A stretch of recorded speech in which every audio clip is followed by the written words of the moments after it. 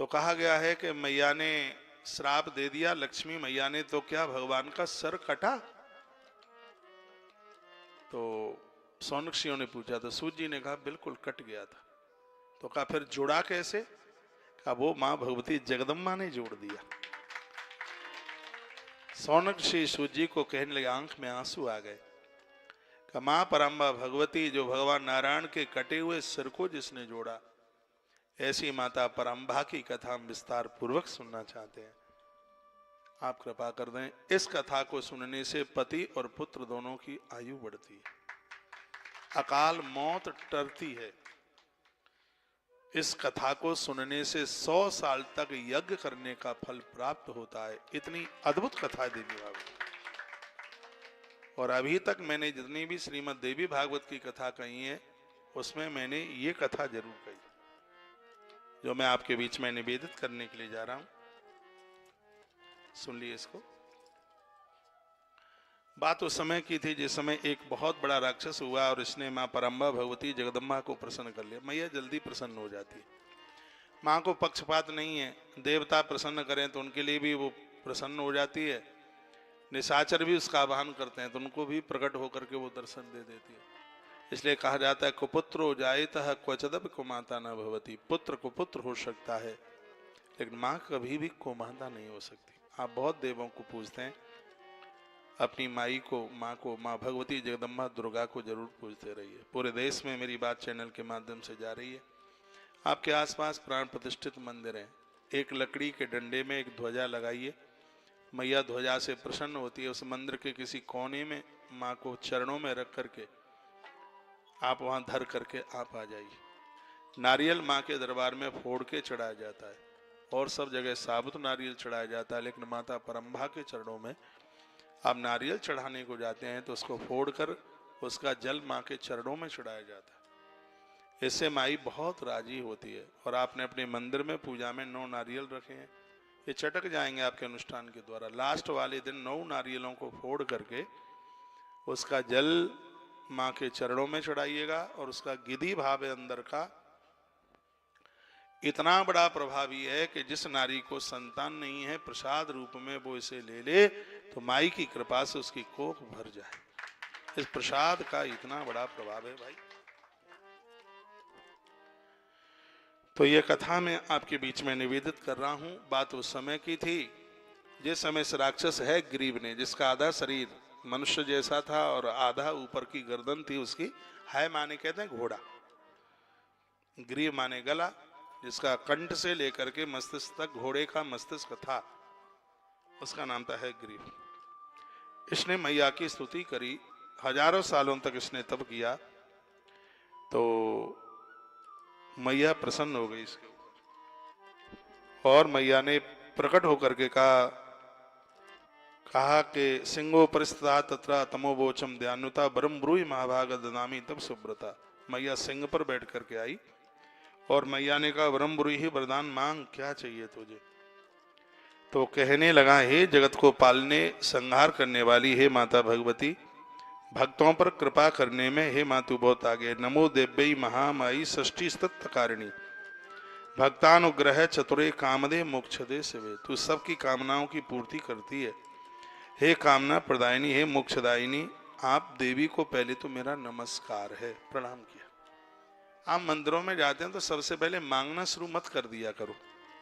ज्यादातर ऐसे तो लोग मांगते, इंटरनेशनल भिखारी बन के जाते हैं मंदिरों में, मांगेंगे सीधे डायरेक्ट, सीधा मांगे, ये भी दे दो, ये भी दे दो, सुख संपद घर आवे, कष्ट मिटे तन का। जो लाइन सबसे पहले बोलनी चाहिए उसको सबके बाद में बोलता। सबसे पहले तो कहता जो ध्यावे फल पावे, आगे कैसे?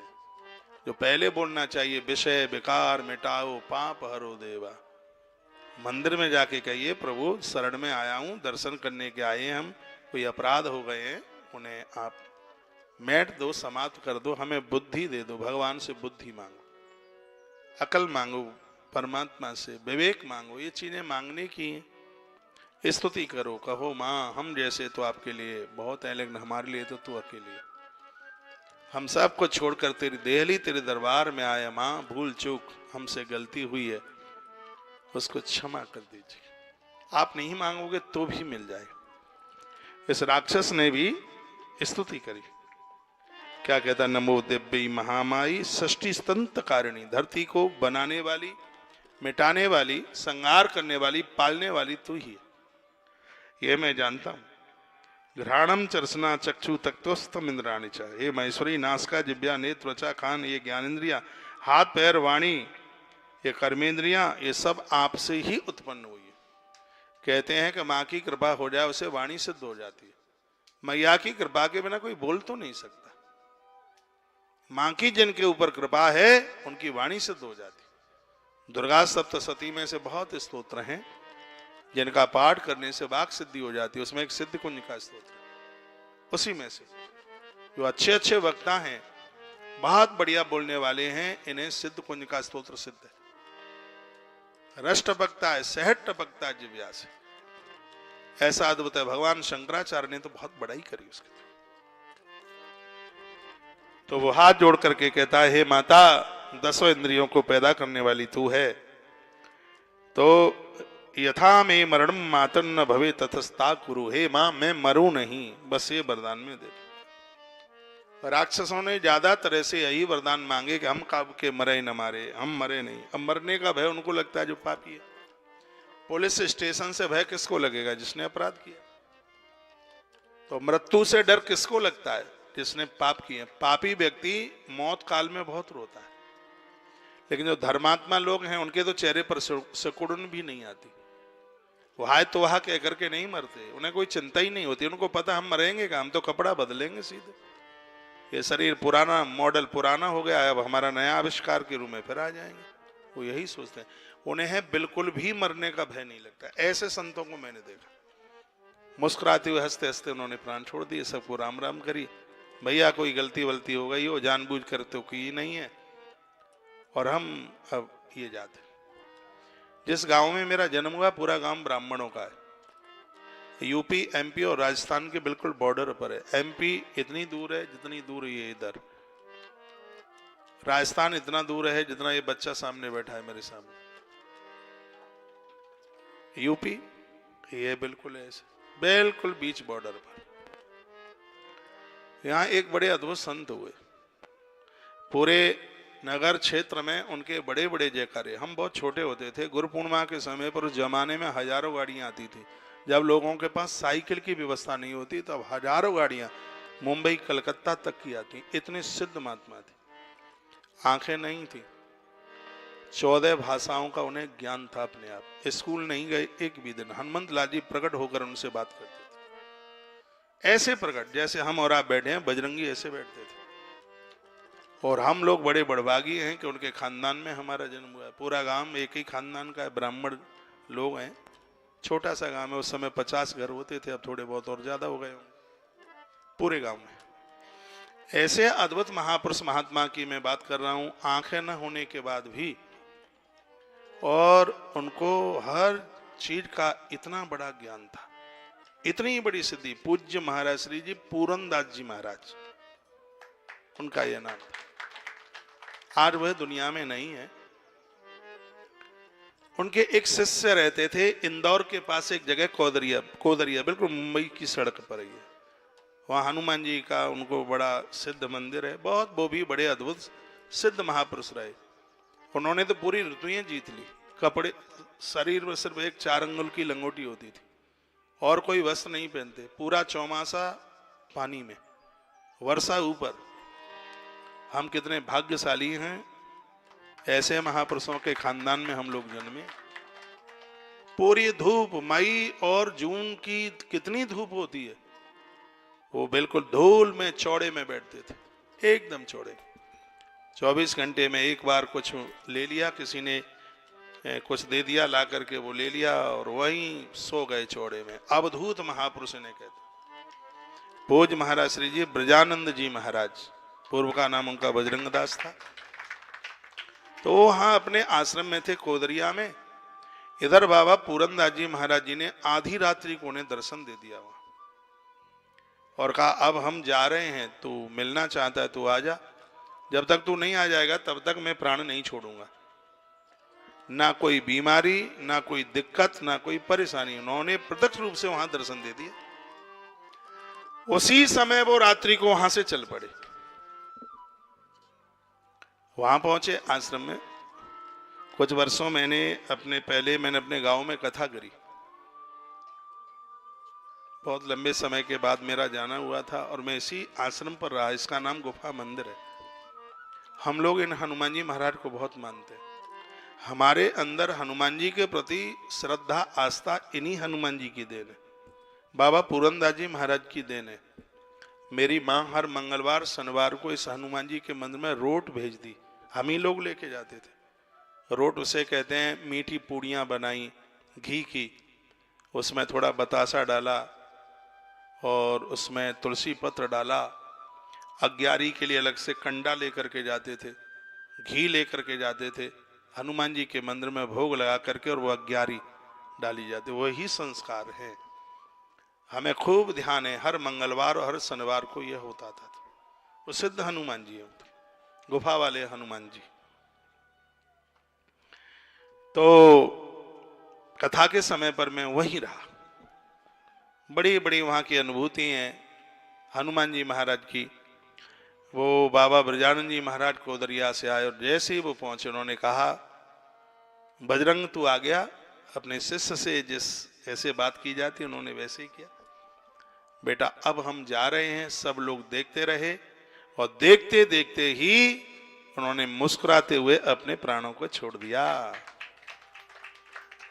ये मृत्यु होती है महात्माओं की, जो मरने के बाद भी जो अपने आप में जीवित रहते हैं, जिंदा रहते हैं। दुनिया के लोग मरते हैं तो रोते हैं, बिलखते हैं, बुलाते हैं, उन्हें बुला दो, फलाने को बुला दो, चीखेंगे, चिंगाड़ेंगे।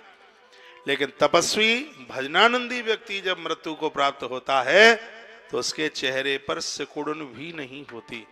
ये उसके भजन का इतना बड़ा प्रभाव होता है। यह बात मैं आपसे इसलिए बोल रहा हूं। हाँ, जिसको मैं रोट कह रहा हूं, कहीं कहीं इसको चूरमा भी कहते हैं। मैसेज में लोगों ने लिख के भेजा है, हमारे यहाँ इसको चूरमा कहते हैं। हाँ बिल्कुल, इसको चूरमा कहते हैं। हनुमान जी का फेवरेट भोग है ये।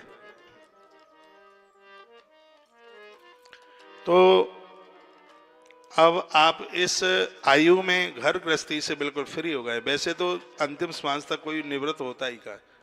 पहले अपने बच्चों को लालते पालते रहे, अब बच्चों के बच्चों को पालने में लगे। बहुत लोग बेटी के बच्चों को पालने, पूरा जीवन उनका पालने में ही लग जाता है। पूरी जिंदगी हो गई आपको इन कार्यों में। अब समय निकाल लो, कुछ भजन करो, अपनी साधना बढ़ाओ। भोर में थोड़ा सा जल्दी जाकर के टहलो। थोड़ा शरीर को भी अपना ध्यान रखिए, शरीर को टूटने मत दो। मैंने 80 साल की आयु, अभी मुझे कोई मिले 79 वर्ष उनकी उम्र थी। आप विश्वास करें, ऐसा लग रहा था कि 40 साल का आदमी खड़ा है साथ। इतना संभाल करके रखा। आप खाने का पीने का अपना ध्यान रखेंगे, सोने जागने का आप ध्यान रखेंगे, शरीर टूटेगा ही नहीं बिल्कुल। आप पचा लें तो मेरे निवेदन पर एक अमर फल रोज खाइए, प्रत्येक दिन खाइए। अब हम लोग तो इन बच्चों के अधीन हो गए हैं। हाँ, जो खिला दें पिला दें वो खा लें पी लें। आज मैं उसको बोल रहा था, बेटा तूने आज तो सुबह से पानी ही नहीं दिया पीने को। तो ये कमी हमारी ही है। नहीं तो हम लोगों को खुद ही पानी भर के पी लेना चाहिए। शरीर इतना सुखों में ऐसी आदत में पड़ गई है बात। लेकिन इसमें अब हम परिवर्तन करेंगे। खूब मन करता है कि एक आंवला का फल रोज खाएं, तो 4-6 महीने में दे देते हैं। आप माताएं खूब डिब्बे के डिब्बे दे जाती हैं, महाराज ये भी खा लेना, खरबूजे का बीज खा लेना। कोई ला के दे दे खरबूजा तो 2-3 दिन दे देंगे ये। फिर तो ना डिब्बी का पता ना खरबूजे के दानों का पता। 1-2 दिन दे देंगे आंवला, फिर ना आंवले का पता ना फिर डिब्बे का पता। फिर हम पूछेंगे भाई एक आंवला दे दे, फिर थोड़ी खो जाएंगे, कहेंगे कि महाराज जी वो तो वहां बाड़मेर में रह गया डिब्बा। अब दूसरों के तो अधीन ऐसा ही आम भक्त पराधीनों वाली बात है। चलो हम ना खा पाए, आप तो रोज खा सकते हैं। और हमारे तो थैले हर 3 दिन में, 4 दिन में, 7 दिन में उठते हैं फौजियों की तरह। आज यहाँ कल वहाँ, कल वहाँ, पता नहीं महीने में कितनी जगह जाते हैं। अब कितने डिब्बे ढोते फिरे, हमारे लिए तो बड़ा मुश्किल है, लेकिन आपके लिए तो स्तर है ना सिरादे, आपके लिए तो स्तर है। तो एक आंवले का फल ये अमर फल है। ये पूज्य गोरखनाथ जी महाराज ने इसकी बहुत बड़ी महिमा गाई। एक आंवला बच्चों की तो हाइट बढ़ाता है। एक आंवला रो लीजिए। ये मौसम नीम गिलोय लेने का, आप बीमारियों से बहुत दूर रहेंगे, बहुत दूर। नारियल की जटाएं जला करके मट्ठे में डालकर काला नमक डालकर फेंट करके पीजिए।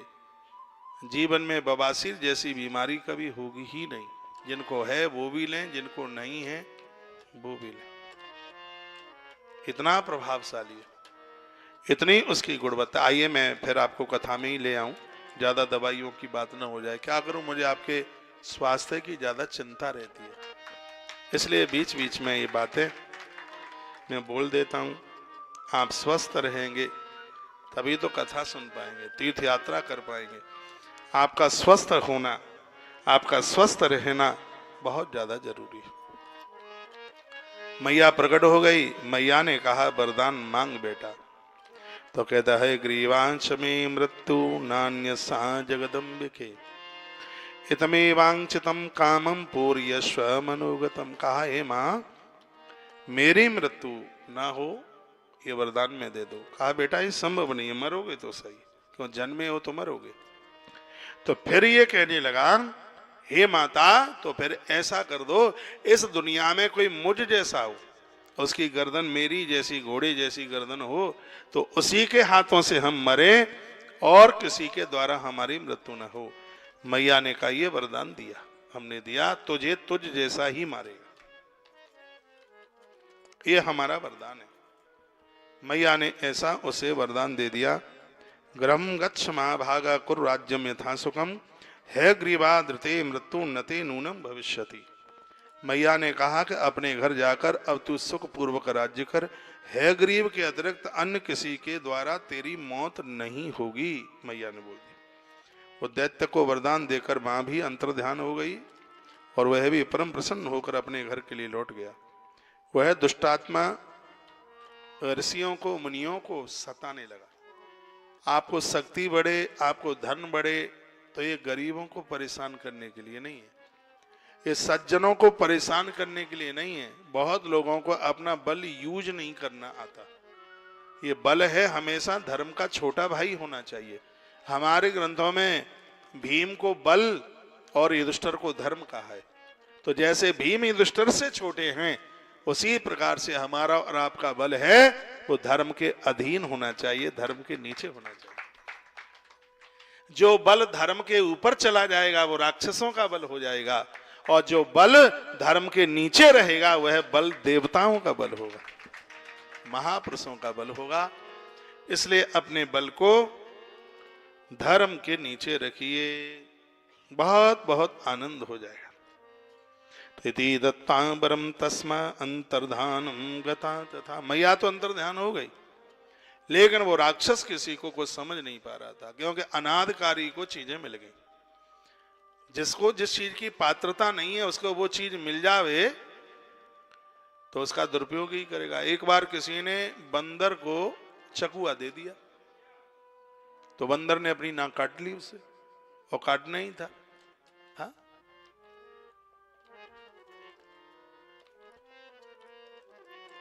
तो जो जिस चीज के अधिकारी नहीं है वो चीज उन्हें मन दीजिए। कथा यहां भी सूट करती है।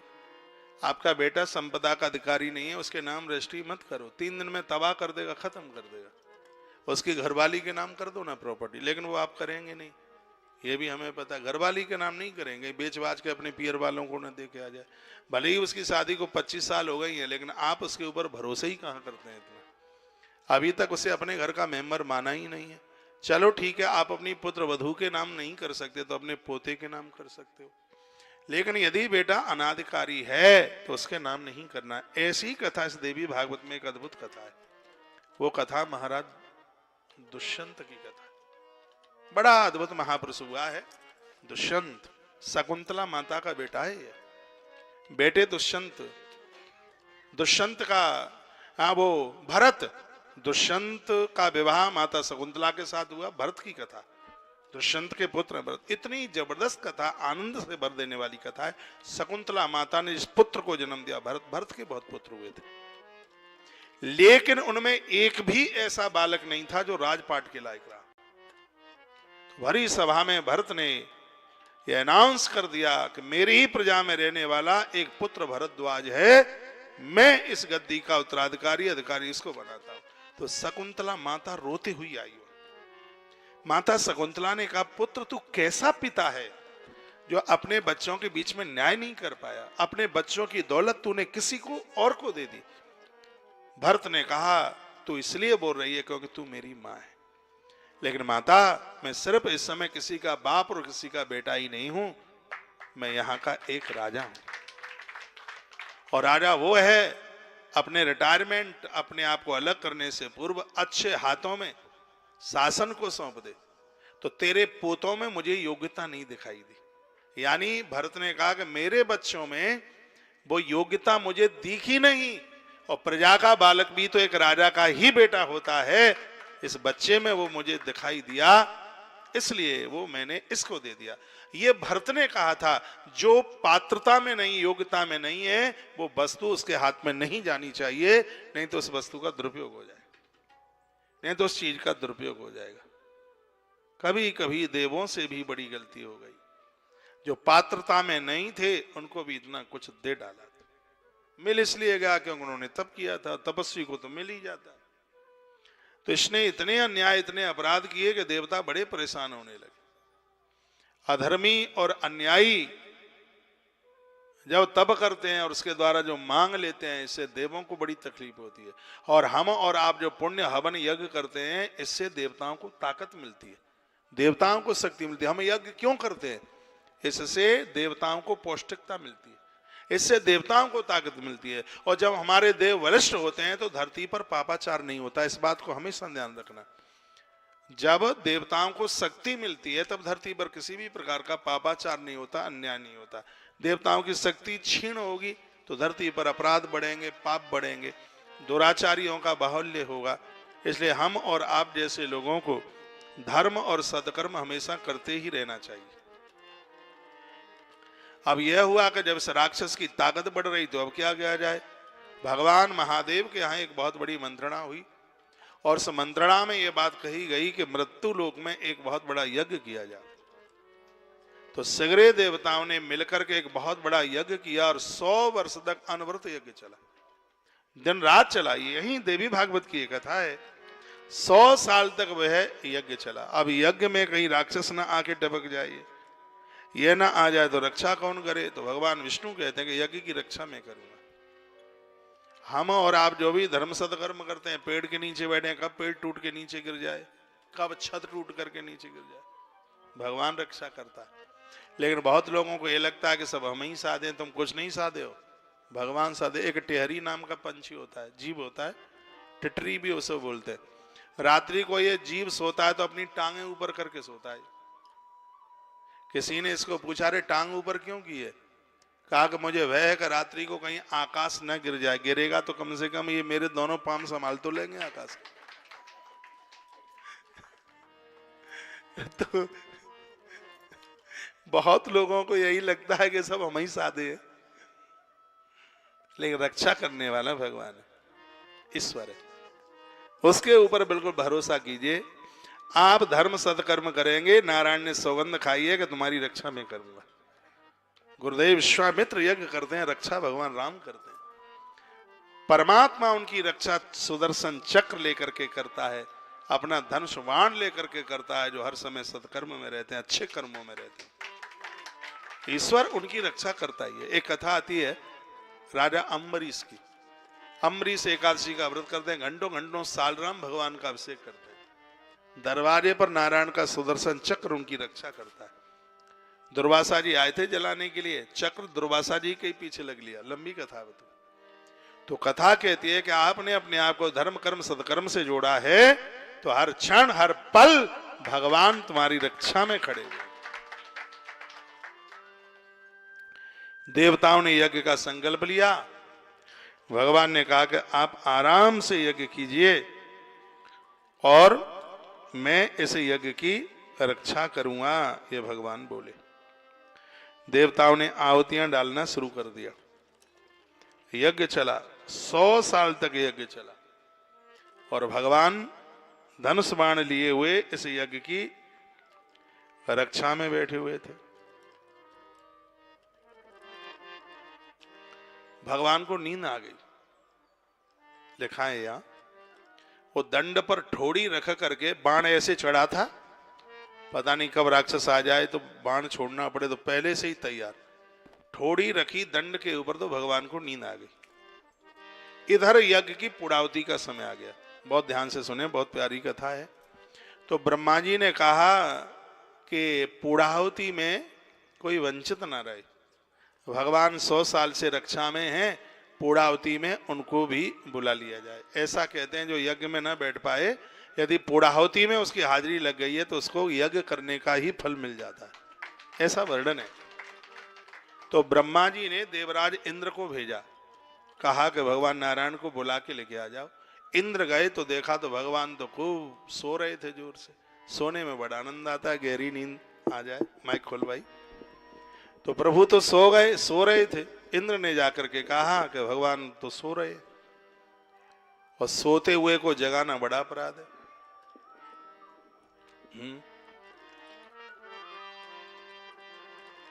अब क्या करें? ब्रह्मा जी ने इंद्र को कहा कि ऐसा करो, तुम एक दीमक का कीड़ा बन जाओ और प्रत्यंचा को काट दो। क्यों? प्रत्यंचा नीचे थी, वो तार टाइप का, और दंड ऊपर था। जब तुम उसको काटोगे तो एकदम झटका लगेगा, और झटका लगेगा तो भगवान की नींद खुल जाएगी। इंद्र ने कहा कि मैं कीड़ा बनूंगा तो इसमें मुझे क्या लाभ है? लोग तो प्रॉफिट चाहते हैं ना, लाभ। मुझे क्या लाभ है? तो ब्रह्मा जी लाभ बता रहे हैं, तुम्हें क्या लाभ है? ब्रह्मा जी कहते हैं, होम कर्मण पार्श्वे वै हविर दाना प्रतिशति ततो भागम बिजानी है कुरु कार्यम तो अन्यतः। यानी वो कहते हैं कि यज्ञ में आहुति डाली जाएगी, और जो मेखला के ऊपर आहुतियां पड़ी रह जाएंगी, जो यज्ञ में अंदर नहीं जाएगी, जो मेखला पर पड़ी रह जाएगी, उस पर भाग तुम्हारा होगा। मेखला जानते? यज्ञ की 3 मेखला होती है। आहुति थोड़ा इतना आगे बैठी है कि आहुति ठीक बीच में गिरे। यदि मेखला के ऊपर आहुति पड़ी रह गई है, उस आहुति को उठा करके यदि आप यज्ञ में डालते हैं तो इससे बच्चों की, पुत्रों की आयु का हनन होता है। कभी भी मेखला पर पड़ी हुई आहुति को यज्ञ के दौरान पूर्णाहुति हो जाए, उसको जलाने के हिसाब से उठा के आप डाल सकते हैं बाद में, और आप उसको उठा करके आहुति डालें तो ये आयु को शोषण करने वाली बात हो जाएगी। विधाता ब्रह्मा का दिया हुआ वचन। ब्रह्मा जी कहते होम कर्मण पार्श्वेचा हविर दाना प्रतिशति। होम कार्य में आहुति प्रदान करते समय जो हव्य आसपास में गिरेगा उसको तुम अपना भाग समझ लेना, ब्रह्मा जी कहते हैं, और अब तुम शीघ्रता पूर्वक हमारा काम कर दो। तो हवन यज्ञ के बाहर जो सामग्री पड़ी रह जाती है, यह देवराज इंद्र का भाग है। इसलिए उसे हवन कुंड में बिल्कुल भी नहीं डालना चाहिए। दीमक जानते हैं आप? दीमक का कीड़ा देखा है आपने? इंद्र ही दीमक बने। देवराज इंद्र दीमक का कीड़ा बने और आकर के उन्होंने उस प्रत्यंचा को काटा। जैसे ही प्रत्यंचा कटी तो इतनी जोर से झटका लगा, बाण पहले से चढ़ा था और वह बाण चल गया, भगवान नारायण के कंठ में भेदन कर दिया उसने। वो बाण भगवान नारायण के कंठ में लगा, नारायण का मस्तिष्क छेदन हो गया, मस्तिष्क कट गया, शरीर धरती पर पड़ा रह गया। मां लक्ष्मी ने श्राप दिया था ना कि तुम्हारा मस्तिष्क कटे, मस्तिष्क कट गया। देवता रोने लगे, हाय हाय विलाप करने लगे, अब क्या होगा? बहुत ज्यादा दिक्कत, बहुत परेशानी थी। भगवान नीचे गिर पड़े और हाय हाय त्राय त्राय मची थी, अब क्या होगा? देवता इतने परेशान थे, इतने में आकाशवाणी हो गई। आकाशवाणी ने कहा समाधान मां भगवती जगदम्बा के द्वारा मिलेगा, मां ही बताएगी कि ऐसा ये सब कुछ कैसे हुआ। हे देवताओं, तो माता रानी का ध्यान कीजिए। अंधकारे तथा घोरे शांति ब्रह्मरु तदा श्रोहीनम शरीरम तु दर्शाते विलक्षण। अंधकार छा गया, भगवान का सिर भाग कटा। भगवान विष्णु को सिरविहीन धड़ देख करके देवता भारी विस्मित हुए, चिंता में डूब गए। अब क्या होगा? नाहं विघ्नो कृतो दैत्य निक्षिन्न राक्षसई, ये विघ्न किया किसने? ये सब हुआ कैसे? आकाशवाणी ने कहा, मां भगवती का ध्यान कीजिए।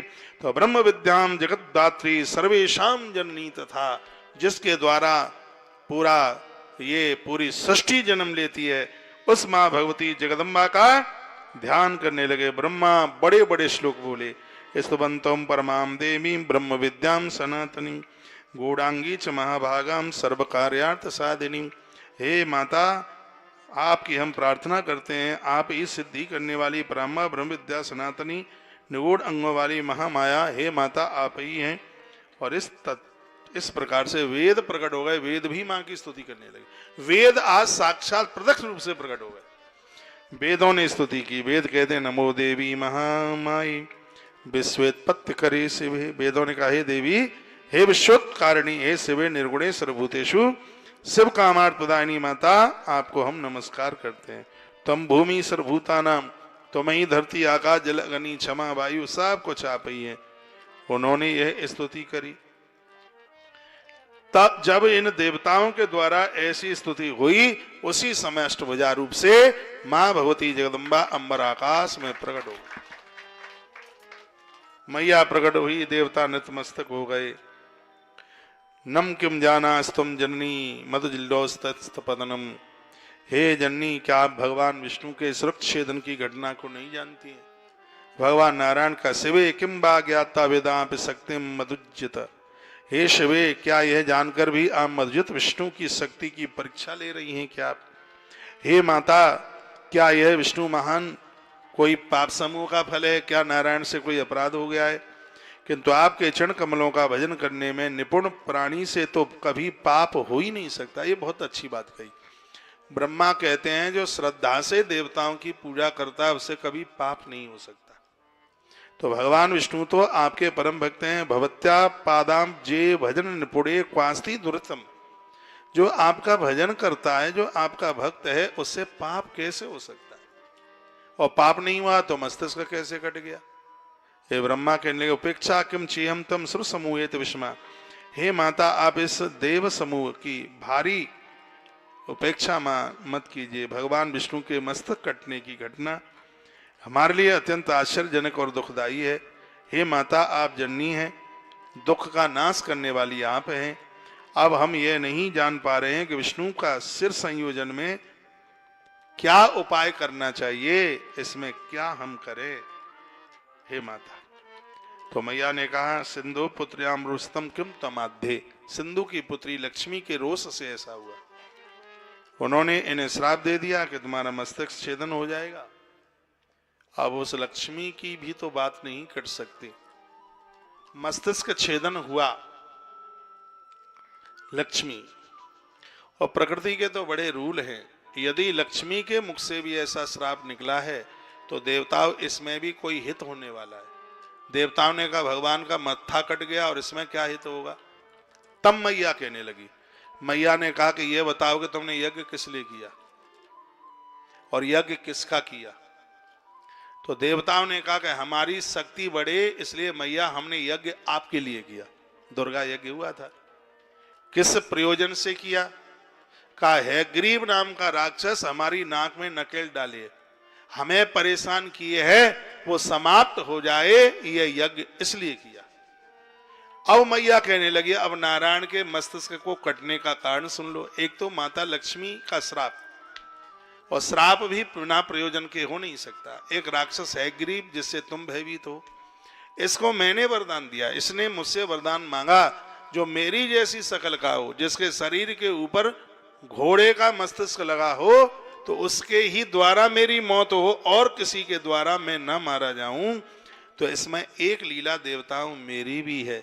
नारायण खड़े हो जाएंगे।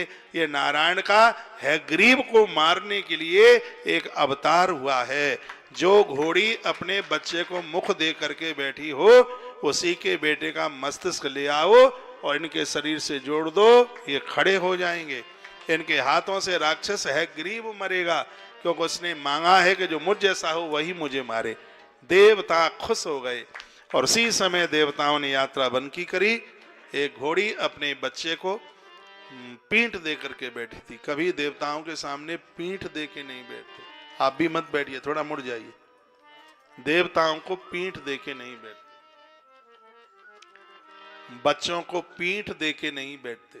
देवराज इंद्र गए, उन्होंने अपना वज्र लिया, एक घोड़ी के बच्चे का मस्तिष्क लिया और भगवान नारायण के शरीर से जैसे ही जोड़ा, भगवान नारायण खड़े हो गए। आकाश से दुनिया फूलों की वृष्टि, जय जय उद्घोष होने लगा। सब देवताओं ने नवहान मंत्र का जप किया, उच्चारण किया। इतनी शक्ति देवताओं को मिल गई। उसी समय भगवान नारायण को जब मस्तिष्क घोड़े का मिला, विधाता ब्रह्मा ने आवाज लगाई, फूलों की वृष्टि हुई, नाम रख दिया, बोली है गरीब भगवान की जय हो। 24 अवतारों में एक नाम आता है गरीब, भगवान का नाम आता है। भगवान है गरीब ने युद्ध राक्षस है गरीब के साथ किया। माई की कृपा के द्वारा भगवान नारायण ने है गरीब नाम के राक्षस को जीत लिया।